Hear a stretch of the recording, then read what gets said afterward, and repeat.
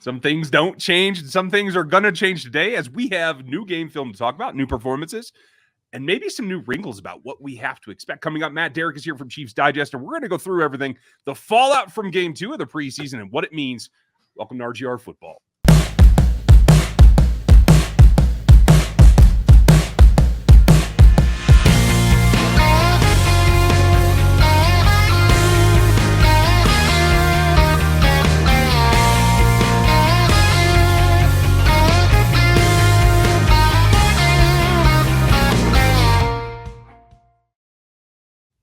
Welcome back, Matt. It's a day off. It's not late night in the media room. How you feeling?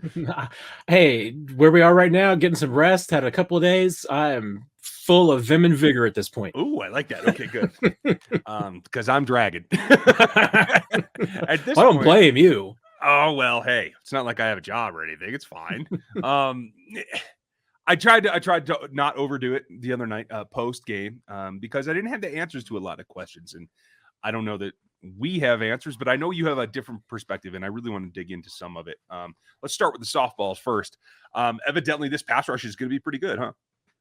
Yeah, I think it will be. I mean, we haven't really seen Frank Clark during this preseason, so that's another element that you can add to it. But Chris Jones, I've been saying it. I mean, Chris Jones is having the best training camp in his career in Kansas City, and that's saying a lot because Chris Jones had plenty of good training camps and plenty of good seasons. But he's just a different dude this year. I mean, I think that certainly he's excited about playing on the edge more. That is really invigorating him. I think you can see it just in the work he's done in the offseason to try and be a different player. And that's something that Chris Jones, I mean, he's been doing every single year since he's been in the league, is that he's been trying to find something different every season that makes him better. And the fact that he's still doing it this far into his career, I mean, I think speaks volumes just about who he is. But it's translating onto the field. I mean, he has absolutely dominated every aspect of this camp. And then you look at the rest of the edge group, Clark being out has meant that some other guys have gotten some chances, to get some experience. And, and this is even less so the edge, but one of the things that we saw finally in the preseason, the game the other night that we've been seeing more and more in camp was Mike Dana kicking inside. And that's another guy that, I mean, I think Steve Spagnuolo and definitely Brendan Daly, because Brendan Daly talked about Dana playing inside a little bit more. They want him to do that. And if you look at the depth chart, look at the roster. I mean, the Chiefs only have 5 players listed on the depth chart at tackle. Mm-hmm. I mean, I think that tells you right there. 4 of them are going to make the team. I do think that they're probably going to go 9 or 10 on the defensive end group, which means it's going to be 5 or 6 guys. And I mean, all 6 of those guys, I mean, if Taco Charlton is your 6th guy, Joshua Kando, is your 6th guy, that's a pretty deep group. So we'll see if it translates into sacks and numbers and pressures and everything. But I think this team, I think that's front and forward. I think they can get after the quarterback. Yeah, I think so too. And like you said, by my count, I'm looking over here. It looks like out of 20 snaps for Dana, with like 6 of them inside. I think that's another chess piece that they're going to continue to use. But I do enjoy the fact that he was the guy that played in Frank's stead. I could have projected maybe somebody else getting in there. Alex Okafor did not fulfill that role. And now I know Alex is Alex, and he's going to have some hamstring issues through the season. It looks to me like if Frank Clark isn't in the lineup, that it is going to be a rotation in there. Does anything beyond Mike Dana surprise you about what we saw in terms of the rotation the other night? I think the one thing that's really surprised me at this point is that we haven't seen more of maybe Tershawn Wharton getting some sort of opportunities on the edge, particularly in passing situations. I mean, that's a guy that I'd be really interested to see in some of those packages. Maybe him being a guy that kicks outside because, we've seen it. I mean, he can get it after the passer inside. And when, you've got now some guys, I mean, you've got Jaron Reed who can get after, and who's also, I mean, done a really good job, getting pressure from inside during the preseason. Wharton, I thought was really good. I mean, the biggest surprise, and the Chiefs will tell you this, the biggest surprise on the defensive line overall, Cullen Saunders. Mm-hmm. Has just had an absolutely tremendous camp. They were not sure what to expect. I mean, last year, the elbow injury, he was just never seemed like the same at any point last season. And it seemed like, I mean, we haven't really got to talk to him, but it seems like, that Saunders maybe even just put on a little bit of weight this year, which could have been good or could have been bad. But honestly, it looks like it's all been good. Because I think he's been getting more push. I mean, we've been able to see his ability to just use his arms, in training camp and some of those one-on-one drills in ways that he could not do last year. And he still has that first step. He still has that burst of athleticism that most guys on the inside don't have. So, I mean, that's the guy that's been the most impressive, most interesting overall. I'll tell you what, the other guy that stands out to me that I just don't know what's going to happen with is Tim Ward. Tim Ward in these preseason games has just been, I mean, it seems like beating everybody. Now, granted, he's probably going up against a lot of second and third string guys, but he's been winning those matchups. I don't know what to make. I mean, he's still been he's on that borderline. I mean, I'm going to have him on my 53 roster right now. He's on the bubble. I don't know if he can make it or not, but he's a really interesting player. I think if the Chiefs can keep him around, they want to. Yeah, I would hope so. There a couple of things stand out to me. I was a little bit surprised, and gladly so, that Saunders got the start next to Reed in lieu of Derek Nottie.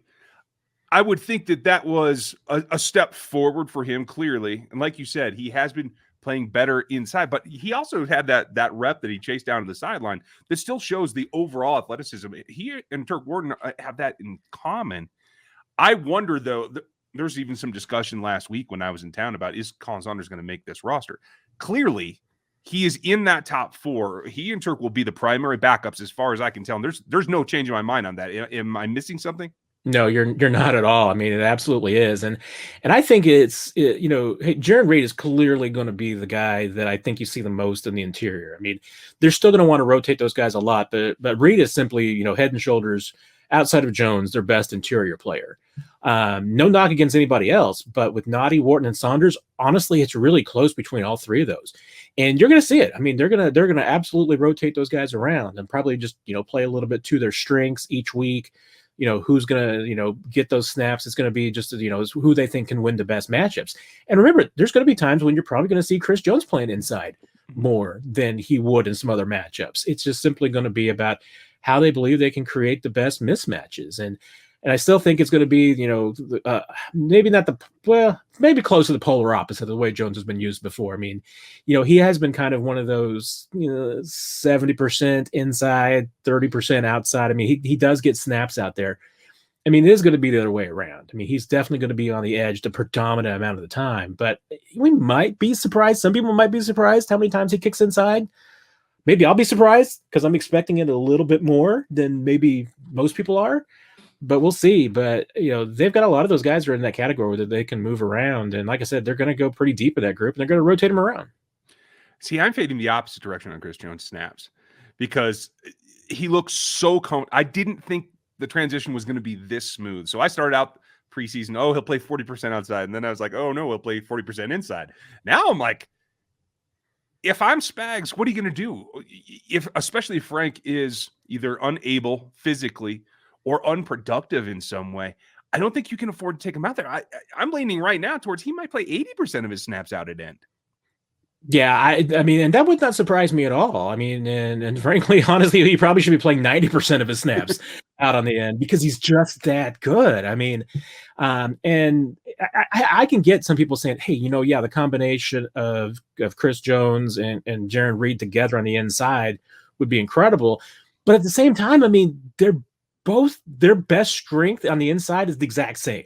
Yeah. So you can't put them both in the 3-tack. I mean, you can't do that.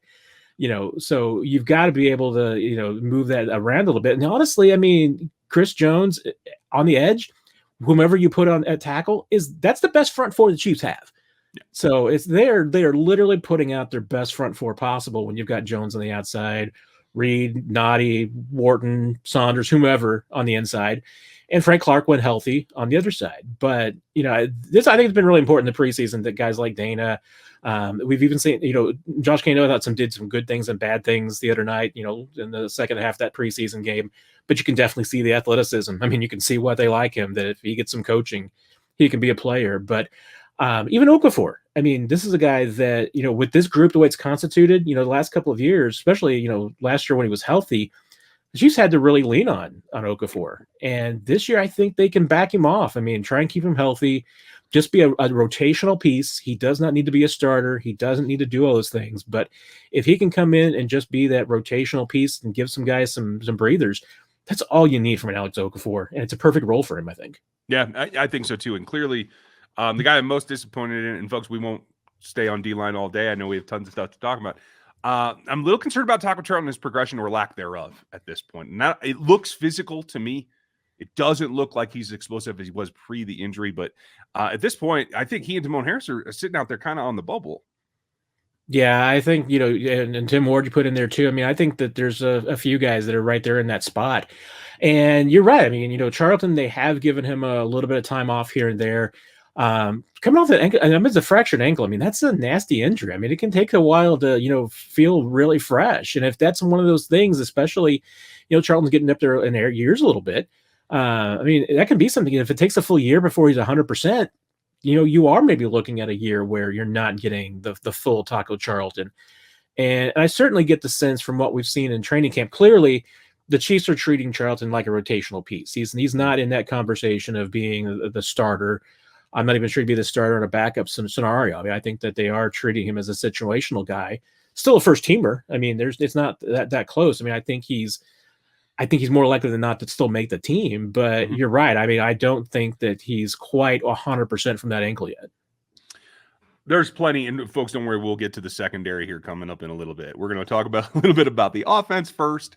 Matt's been saying it since the preseason. I've been saying it since he came on the show. Mike Burton's going to be on this team.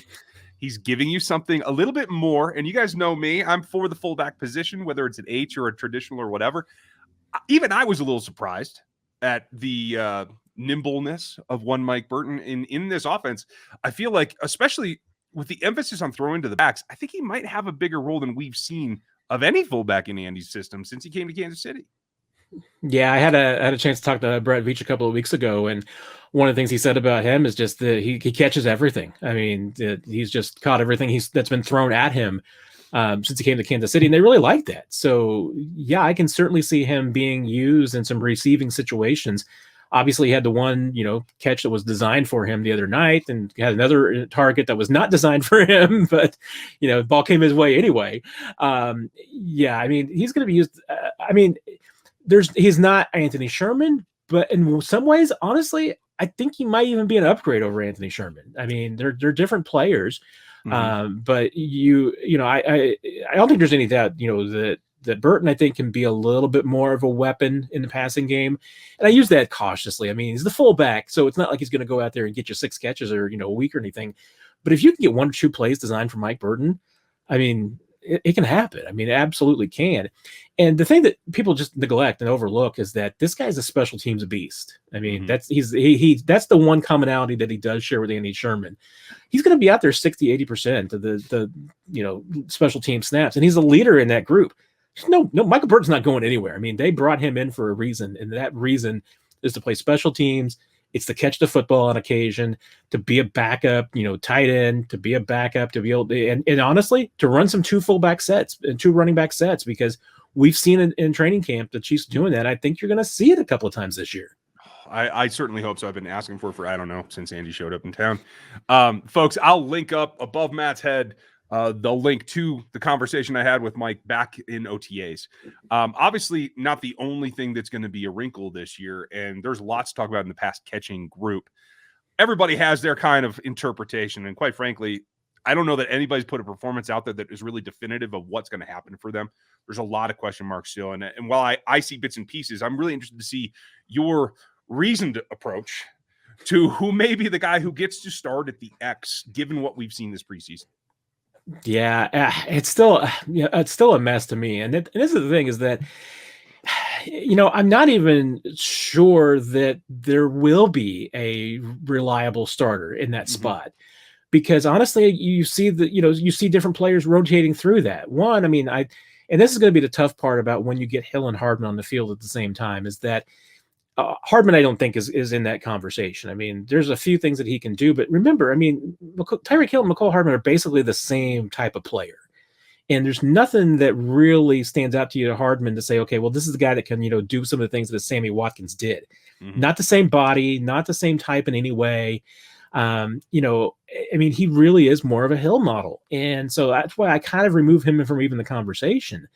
So then who are you talking about? I mean, Pringle's the most experienced, and the advantage that Byron Pringle has is that he's a little bit like Sammy Watkins in that I think he can play bigger than he is, I still think 6 feet might be a little generous. I mean, I haven't measured up Byron Pringle, but he's not the biggest guy, but he does play a little bit big. And you saw, against the Arizona, I mean, he can run some of those same routes. He can do some of the dirty work. He's physical enough. I think it's the most important part. And that's probably the distinguishing factor between him and Demarcus Robinson, is that Pringle's is a lot more physical. I mean, there's just a little bit more bulk to him. So he can do some of those things. Now, the question is going to be to me, is do you take a chance on somebody that hasn't done that role before and somebody new? Because the two guys that really stand out there are either Marcus Kemp or Reese Fountain.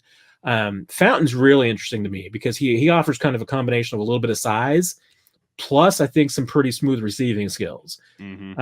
And I think, I don't remember we talked about this before, but when I talked to him last week, he's going back to his dorm room and he's watching film of Sammy Watkins, from the last couple of years to see how he can do some of these things. So I don't think there's any doubt. I mean, that if Fountain makes this team, he can be, a guy that's in that role as the X and doing some of the things that Watkins did. But honestly, I mean, this offense seems like it's almost evolving past some of these labels on these offensive positions because of the way that they use guys.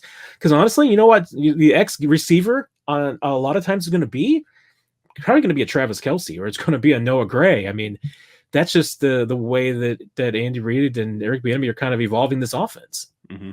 For me, it comes back to the fact that not since Chris Conley have the Chiefs had a guy that has the vertical capability of Reese Fountain. And I don't know that means they're going to use it more. I still don't see Fates at the back corner or, meet me at the crossbar. I think that should be options here because we know that they've struggled a little bit in the red zone over the last couple of seasons. And I think you need to open that up a little bit. And he's somebody, not anything against Marcus Kemp or Demarcus Robinson, but they're not that type of athlete. And so I think that expands your basketball team of receivers, basically. I think he and Kemp are probably 5 and 6 on my 53 right now. Do you think there's a chance they could both or either of them make the roster? I think there's a chance. I mean, I would think that one of them will definitely. And if we were doing that just based on looks that we've seen so far at camp, who's getting work with the red ones, who's getting the most snaps, it's Kemp. And, and part of that's going to be that Kemp is, the special teams guy. I mean, that's one thing that Fountain hasn't really shown is just, what his special team skills are. They gave him a chance at return and that did not work out, I think, to Dave Tobe's satisfaction. So he's kind of out of that mix. So it's going to be, can he do some of the other things? Can he play a gunner role? All that stuff is really going to Kemp's favor right now. If they keep a sixth guy, I absolutely would be making the case for Fountain at this point that he should be that sixth guy. I think he's demonstrated the best overall receiver skills, and for a lot of the reasons that you mentioned there. I mean, he offers something that no one else on the team has outside of Kemp, which is size. And every once in a while, you just need a guy who can do that.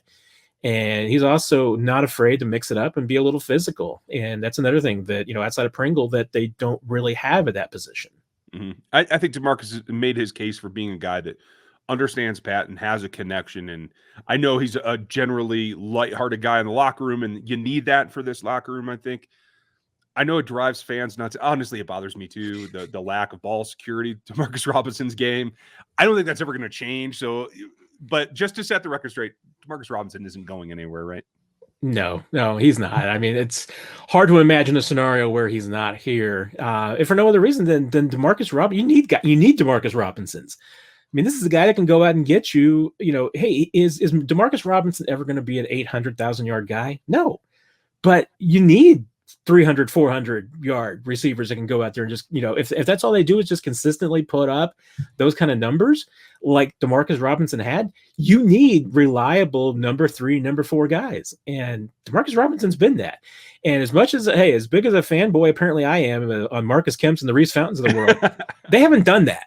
Right. So give Demarcus Robinson credit for that. You don't measure on the scale of, he's not a 1,000-yard receiver. Not everybody in the league is. He does what he does, and he does it pretty well. Even if he does scare you to death with that ball security. Oh man, I tell you what, D-Rob, sometimes please just tuck it.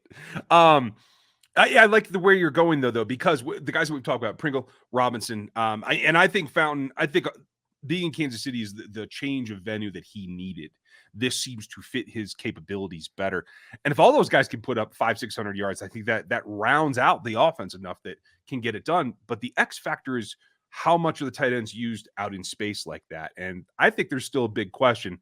I know the broadcast made a big deal about, folks, Noah Gray's not going anywhere. He will be featured in this offense.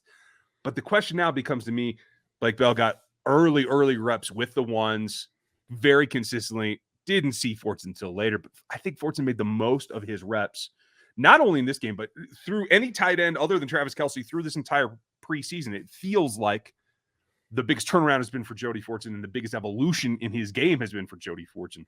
I know that you've been very conservative on what you think might happen with this 3rd/4th tight end spot. Has anything changed for you? Not a whole lot. I mean, okay. I'm still pretty much where I've been for a while, which is that, yeah, I mean, Travis Kelce, Blake Bell, Noah Gray are making this team. I mean, barring injury, there's no doubt. Bell, it's once again, special teams guy. It's going to play 80% of the snaps. He's the generally, I mean, even though I'm not even actually sure he's a better blocker than Travis Kelce, but he's the guy that you can put in those situations. He just does everything well. I mean, he's not a superstar or anything like that, but he's just going to do what you need done.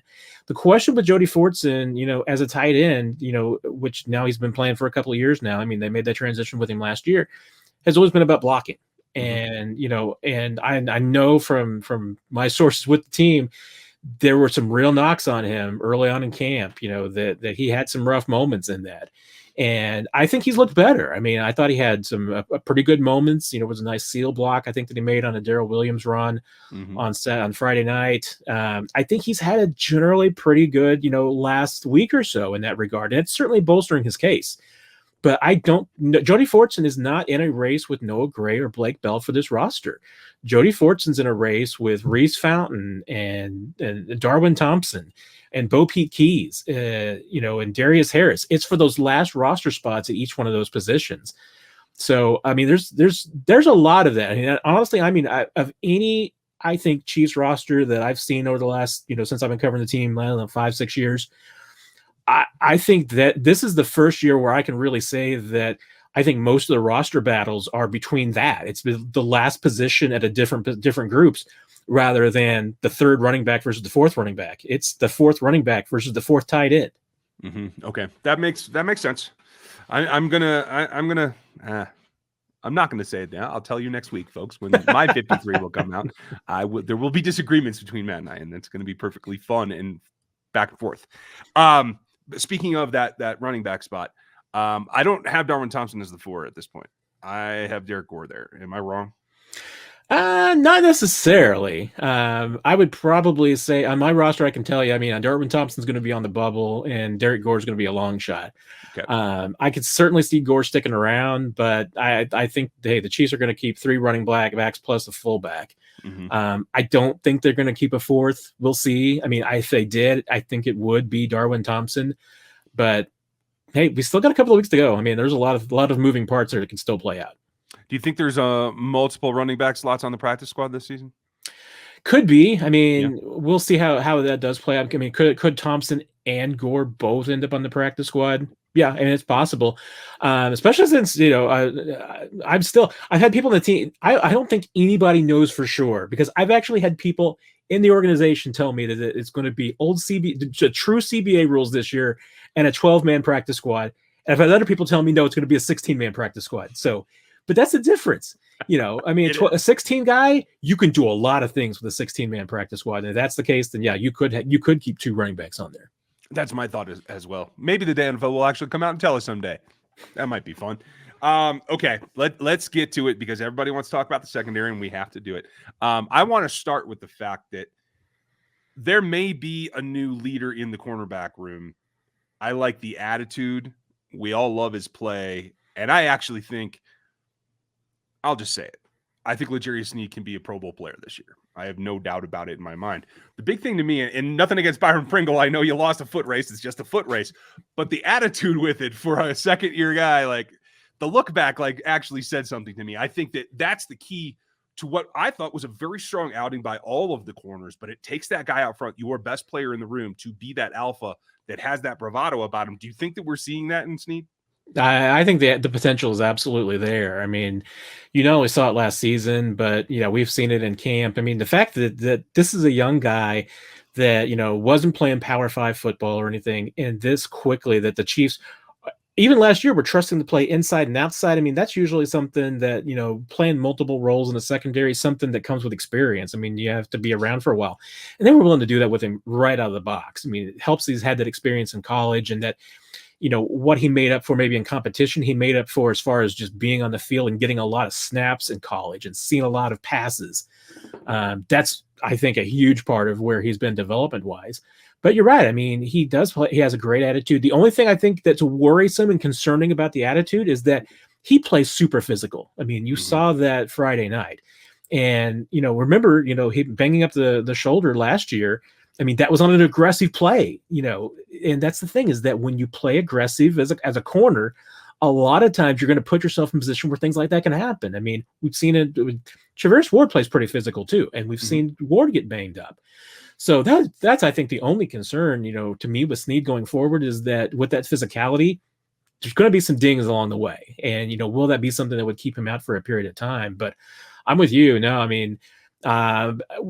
This guy, I mean, I think the ceiling's the limit. He could absolutely be a Pro Bowl type player going forward.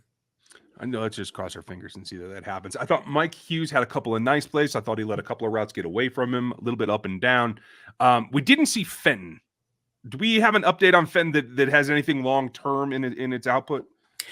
Yeah, Fenton was a little bit banged up coming into that, so I think that's a little bit of the reason why we didn't see much of him. And I also, I mean, this goes into, I mean, the Chiefs have really been giving Mike Hughes an extended look, and part of that is because they know what Fenton is, and Fenton is, once again, he's a guy, he's a different player than Hughes in that he is a little bit more flexible. I mean, Fenton's the guy that the Chiefs believe is their number 2 nickel. I mean, he would be the number 2 guy behind Snead. And Hughes is a strictly outside guy. So if Hughes ends up winning that number 3 corner spot, and the Chiefs are giving every opportunity to Hughes to claim that as his own, then yeah, he's going to be the outside guy on the right side. Snead would kick inside in those substitution packages. Fenton would be the 4th guy, able to play any of those positions and come in immediately. The real question then comes after that. I mean, where's Deandre Baker fitting into this? Because I think he has continued to have some pretty good reps and some looks in these preseason games. And that's 5. So where's Bo Pete Keys? I mean, he's next in the list, and there's a few other guys behind him. I think it's becoming it looks like that position group is firming up more and more as we go along. I mean, that's the way it certainly looks like it's shaken up right now. And it would not surprise me at all that if we were going into the season that Mike Hughes is the number 3 guy and Snead just moves around and continues to play both those roles. And don't look now, folks, but Brett Beach plan is coming together. All those months in the offseason of wondering whether they're going to sign a veteran. Well, this is why. There's a lot of moxie in this group, particularly Baker as the 5. I thought had some great snaps. I think he's physical. I think he's got the aggression that they lack or have had a lack of in years past. And then Keys and Boodle, I think, are going to be fighting for it. I don't see it as that disparate a position right now, but we'll see what happens in the 3rd game. And that brings us to my question. Will the real Juan Thornhill please stand up? Because I don't know what's going on with him. He says he's back after that game. Obviously, a beautiful interception that was instinctual, that showed his athleticism as well. That's what I expect from him all the time. Whether he can put that out all the time is really becoming the question, right? But we didn't see him practice with the team, and then he was in with the ones on 3rd down early, and then he did play a lot of reps into the 2s and everything. Like, where do you read where this situation is with the top 3 safeties? Yeah, I'm still befuddled by everything that's happened on the practice field with Juan Thornhill the last couple of weeks, because it hasn't translated into the games. I mean, the way that they have shuffled him a little bit, especially this past week going into the Cardinals game.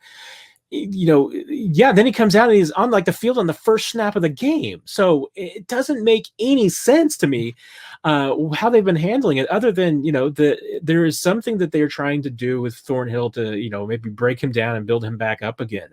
Because Andy Reid, I think made it very unequivocal after the game that the Chiefs need Juan Thornhill. I mean, they're invested in Juan Thornhill. He's not going anywhere. He's not on a bubble of any sort. He's making the team. At this point, I mean, I think the only conclusion that we can make is that the Chiefs are trying to find a way that they feel like they can make Juan Thornhill the best player possible. And if that means challenging him during practice and giving him, different roles, I guess that may be it. And when we talk, you made reference to, Thornhill lacking confidence in himself sometimes. Maybe that's what they're trying to, instill in him and break him down and motivate him in some ways. I don't get it. I don't know. I'm not in the meeting room, and whatever's going on between Juan Thornhill and Steve Spagnuolo and Andy Reid and Brett Veach, they're not sharing it. So we'll see what happens. But make no mistake, Juan Thornhill is a big part of what the Chiefs want to do this year. And I think this point, what we're seeing is just a lot of button pushing to see how they can get the best out of him. It seems that he's a very conscientious person from what I can get from pressers and when we do hear from him. And so I wonder if they're just trying to ride that bump. You hit that a little bit of depression, a little bit of lack of confidence from the injury. And now you're trying to rise back up, and maybe they're trying to push it and see if you can get him all the way to another Pro Bowl level that I think he has in him. And even as a rookie, he played well, but I wouldn't say he was at that point. So maybe you're trying to get that extra rise rather than a return to before, but get that growth on top of it. Yeah, I mean, from certainly everything that's been said publicly, what we're getting out of, Spags and Reed and Thornhill is that so much is just trying to make him comfortable again, that they'll get him to play free and easy, to get him to play without thinking about the knee, to push all that behind and just play 110%. I mean, that's what, you really get the sense from all around is that, that was the Thornhill as a rookie year and that they haven't really seen that. I mean, I don't think he's played poorly at all. I mean, I think he's had some really good moments, and certainly during these preseason games now. I mean, I think that we've seen some really good stuff. Does he make mistakes? Yeah, he's made a few. I mean, there has not been perfect. But I think that's part of it. I mean, I think that the Chiefs see that the ceiling is super high still for Juan Thornhill. Maybe he's not going to be the player that they want. I mean, I'm sure what they would love to have is the successor to Tyrann Mathieu. He's probably not that guy. I mean, from different perspectives, but doesn't mean that he can't be his own Juan Thornhill. Yeah. And that's where I think that, that's where it seems like at least the disconnect is right now is just how do you get Juan Thornhill to be the best player he can be, not be something else, just be who he is and do that really well. And I think we've seen it at times, but it's still a work in progress. There's only one Tyrann Mathieu. And by the way, folks, Tyrann Mathieu isn't perfect either. He'll tell you that himself. The other interesting thing to me is we saw Devin Key get early reps with the ones. That has fallen well by the wayside now, more precipitously than I even expected. But the replacement in Zane Anderson being so all over the place, something we just saw last week for the first time following preseason game number 1. And following through this game, I didn't see a lot of negative there. How do you think that he fared, and what do you think that his role is right now? Yeah, that's a really interesting one because he is kind of the new Devin Key. I mean, Key was the guy that during OTAs and the early part of camp, really just seemed to be everywhere. And once the pads came on, the preseason game started, Key really struggled. And he had a couple of bad moments in that first preseason game. And after that, it was all of a sudden it was Zane Anderson's opportunity to thrive. To me, the interesting thing about that group, and it plays into the cornerback spot well, and honestly it plays into the decision making that you're going to have at some other spots. How many defensive backs are you going to keep? If you're keeping 9, I can tell you who the 9 are. I mean, I think that's pretty well set. The question is going to be how many safeties? I mean, are you going to keep 5 safeties? Well, if you do, I mean, Armani Watts, pretty good chance he's a 4th one at this point right now because special teams, he's affordable, been around for a while, all those things. But you've got Will Parks in there. You've got Zane Anderson, which I think that, a big part of it is they're just trying to see what Anderson is. Mm-hmm. And maybe that was the big part with Keys was, giving him a lot of reps early because he'd earned them to see what he's got. Okay, well, now let's see what Zane Anderson's got. I mean, the last few positions on that group are in flux. And like we said, I mean, it impacts how many corners you're going to keep, how many tight ends, running backs. I mean, it all plays in together in that last couple of spots because I think Will Parks is still in the mix, but we haven't seen a lot of him with the ones. But, he's been playing a lot of special teams. It's up in the air. I mean, I think you can say Devin Key has fallen back. I would say probably more of a practice squad candidate at this point. Mm-hmm. Zane Anderson, bubble. I mean, I'd say he's in that bubble group right now, but hasn't won anything yet. Well, it's interesting to me too that not only did we not see Parks, although he's a 6-year veteran, you know what you have in him. I don't think there's any exploration needed there. Didn't see Watts at all either on the defensive side after what was a very good first preseason game. Is that kind of now they have confirmation of what they thought Armani was as well? A little bit, but honestly, I mean, that's kind of been Armani Watts. I mean, in his career in Kansas City, I mean, he hasn't been a defense first kind of guy. I mean, he's been a special teams player. And yeah, I mean, if Armani Watts makes this team, it's going to be because of special teams. It's going to be because that he gives them something that they don't feel like there's a lot of other guys can give them. And there's going to be a couple of rough decisions there. I mean, Dorian O'Daniel's kind of in that spot also. I mean, it's going to be how many of those guys that don't play a lot on defense or offense can you keep for primarily special teams? And Watts is one of those guys. I think that you're right. I mean, Bill Parks, you kind of know. I mean, he is a veteran. They know what they have in him. Anderson, you need to see what he is. Key, you needed to see what he is. I mean, good grief. We might see. Maybe this week it's the Rodney Clemens show. I don't know. But I think it's getting to be, to me, it's a tough decision there about how many safeties you end up keeping and how that affects, the roster decisions at some other spots. Yeah, we'll see what happens this week. It's going to be interesting. That I feel like this whole process of only 3 preseason games is going to throw us all for a little bit of a loop. I feel like Andy's going to keep that close to his chest. We'll see what happens with that. And congratulations, folks. We made it through a show.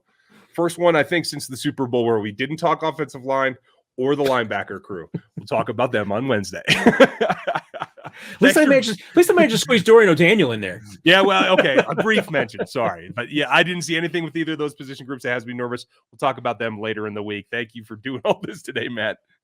Thanks, Ryan. Folks, you have a great end of your weekend. Enjoy the beginning of the week, and we'll have more for you coming up this week. As always, live stream on Monday night. We'll talk to you later.